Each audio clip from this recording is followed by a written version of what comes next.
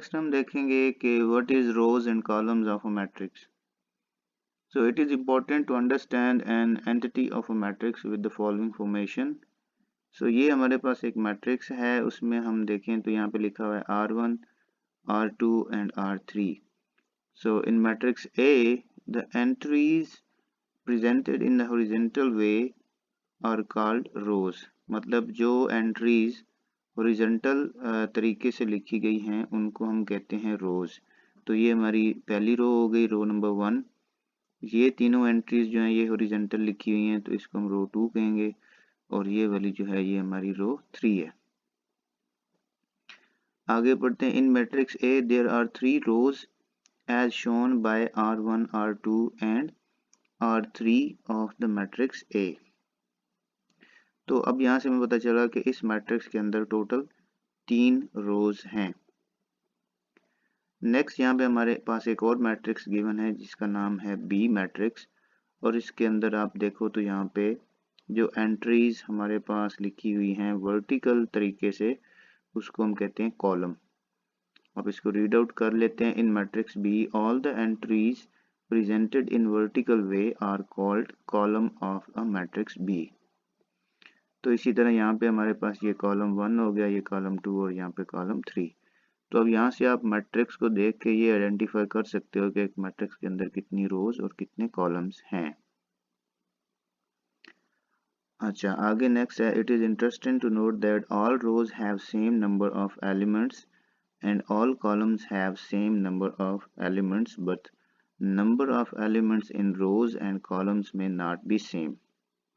अब इस लाइन में ये लिखा हुआ है कि जितने भी रोज और जितने भी कॉलम्स होंगे उन सब के एलिमेंट एक जितने होंगे. मिसाल के तौर पे ये कॉलम नंबर 1 है, इसके अंदर 3 एंट्रीज हैं. ये कॉलम नंबर 2 है, ये 3 है, सब के अंदर 3 एंट्रीज हैं.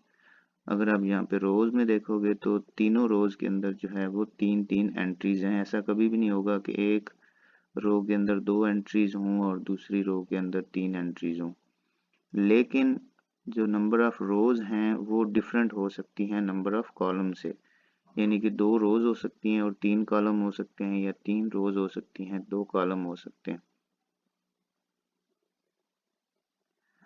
ओके, सो नेक्स्ट हम देखते हैं ऑर्डर ऑफ मैट्रिक्स.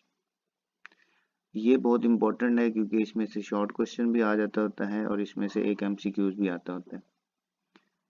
इसमें होता यह है कि आपको एक मैट्रिक्स गिवन होता है और उसका वो पूछते हैं कि इसका ऑर्डर बताओ.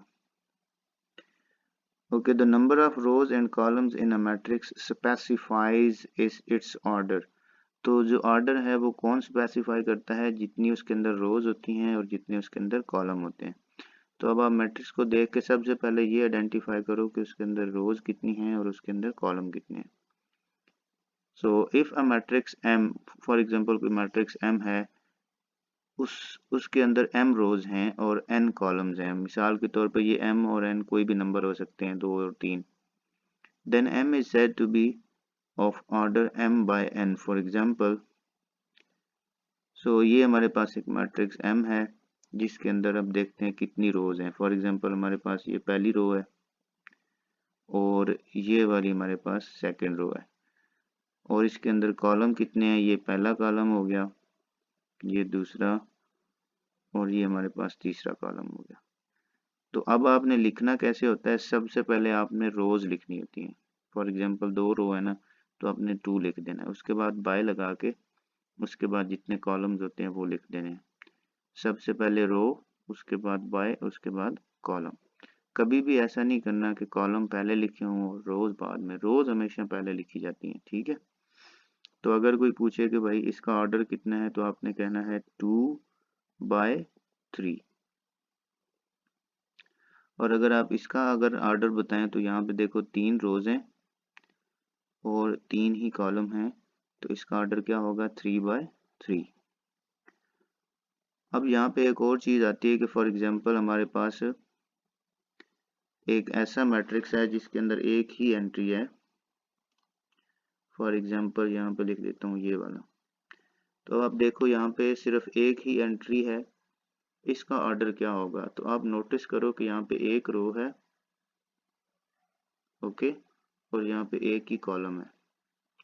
तो इसका ऑर्डर क्या होगा, सबसे पहले हम लिखते हैं नंबर ऑफ रोज, उसके बाद बाय लगाते हैं और उसके बाद हम लिखते हैं नंबर ऑफ कॉलम। तो ये हमारे पास होगा 1 by 1 का मैट्रिक्स।